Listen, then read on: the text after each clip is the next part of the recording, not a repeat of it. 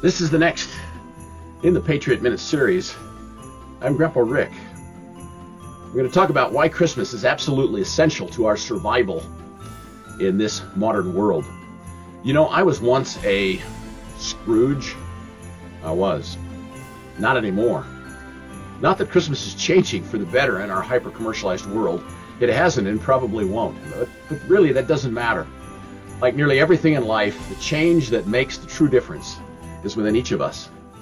Here's the deal. Christmas, or Christ's Mass, or Christ's sacred celebration, was something that early Christians would never have embraced. Why? Because birthdays were awfully pagan.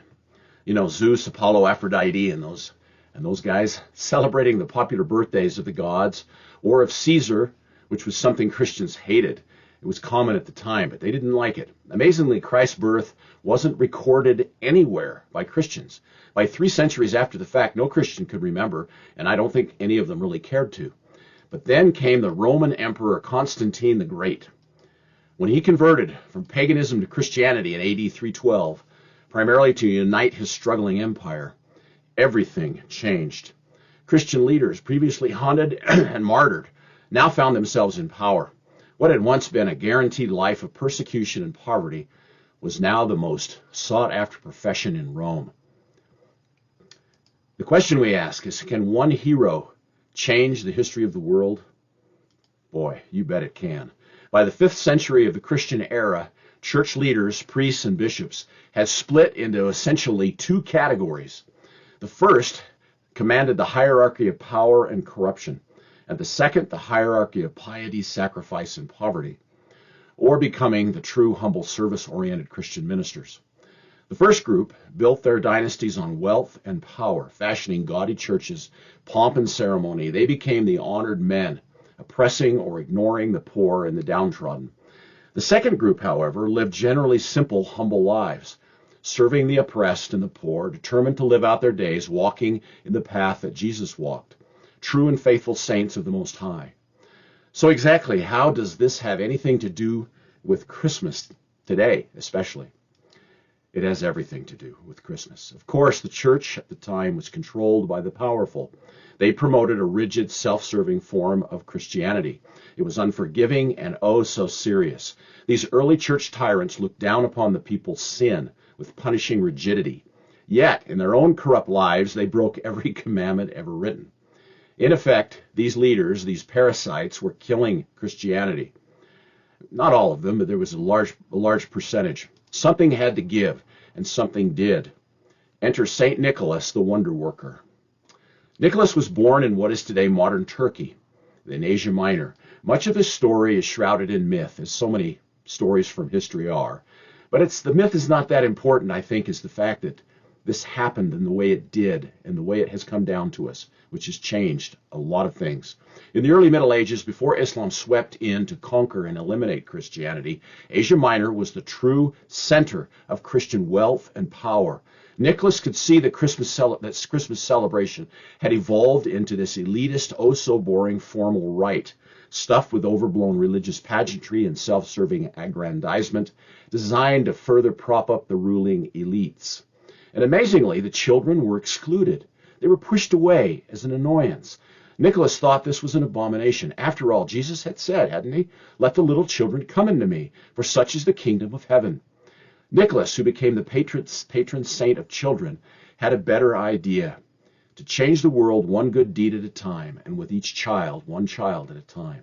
In essence, to include the children in these sacred ceremonies. So St. Nicholas and others rebuilt Christmas to bless the suffering and especially the very young, turning them towards Christ, not driving them away.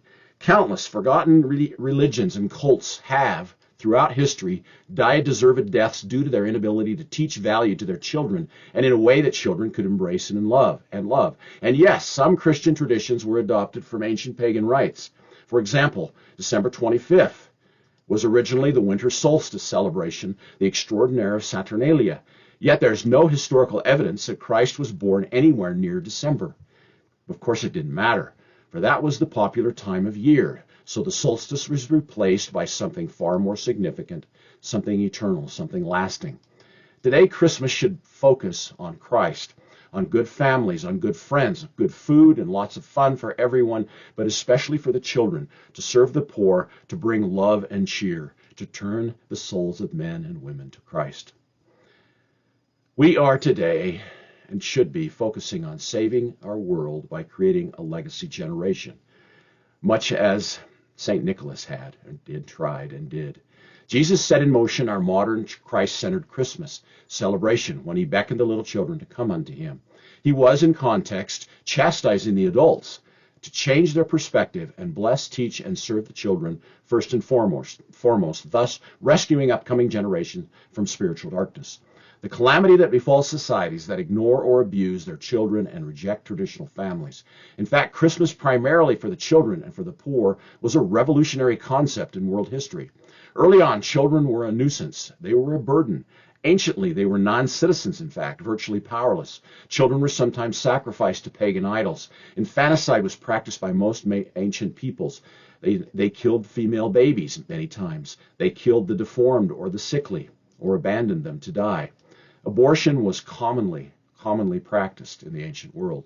Many or most believed that children were but one more commodity to exploit or a burden to discard.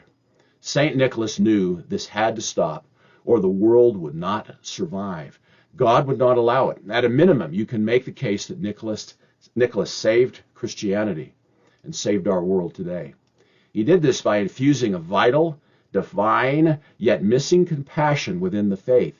This compassion was Christ-centered. He taught it, but it had been removed. Compassion launched the abolitionist movement, in fact, in America in more recent times. It drove the great anti-slavery leaders to finally fight a bloody civil war, sacrificing the lives of nearly 700,000, mostly young Americans. That same compassion was embraced by President Abraham Lincoln, who sacrificed his own life to ensure that Christianity and freedom for all would be eternally linked.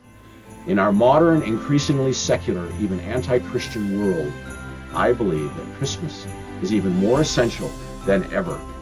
So, my friends, keep a sharp eye.